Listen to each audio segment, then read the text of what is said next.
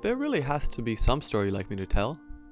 What is this? Here, Grandpa, can you tell me about the war? How did you find this? Alright, I guess you're old enough for one of Grandpa's war stories. See, things were a little bit different back then. Virtual reality had still not taken off, and we still played with a mouse and keyboard and a monitor. We jumped into this beautiful, vibrant world. 98 of us, but we knew there was a dark secret. Only one would survive. 1% would make it to the end. The key to surviving this world was to be the quickest, or the smartest, or just the biggest pussy, and finding a nice bush to hide in. I landed in this prison, and immediately I went to open my treasure, and inside I found what is the shittiest gun in the game, but I got some shield potion, which almost made up for it.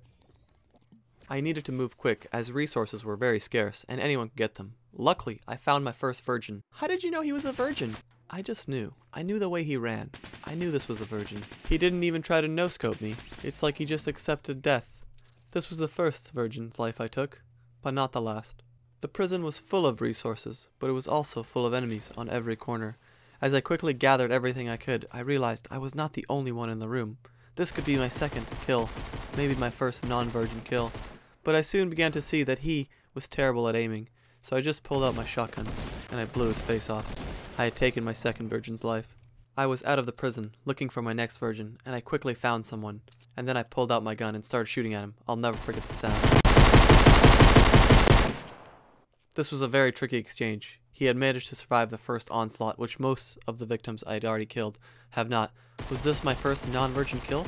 Was this a fuckboy? Potentially. He had taken 70% of my shields off, and now it was looking very bad for me.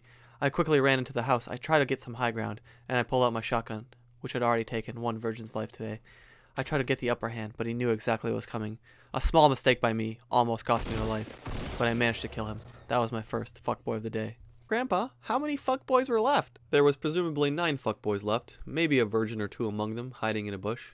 I usually used to die at this stage of the game, so I need to move very carefully and watch every step. In the corner of my eye, I saw it, the legendary scar, the Virgin Slayer, the fuckboy fucker, some would even call it. In a moment of pure courage, Grandpa stood up and he ran across the map to claim this rare item, and then I saw the golden RPG and the jump pad.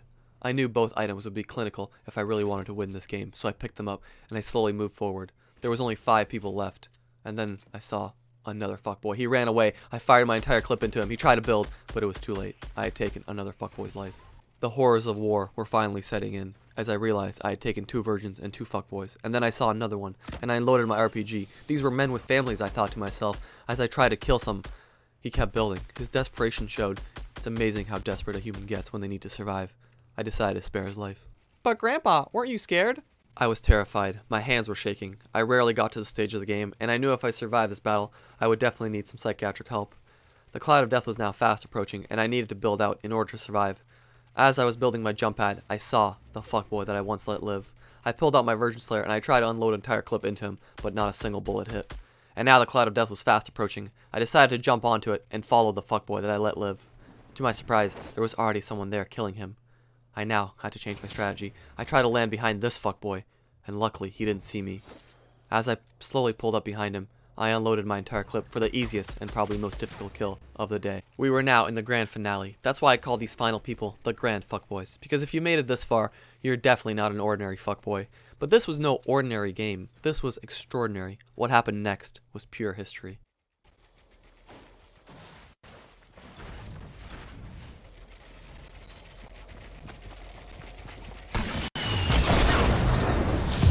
So wait, you didn't actually have to kill anyone to get the final win? Couldn't that last guy have killed you instead of the other guy? Right, yes, I suppose he could. Well, perhaps I could keep this paper, could I? Sure. Well, good night, little angel.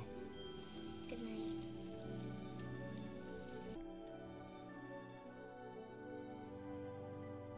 What a fucking noob.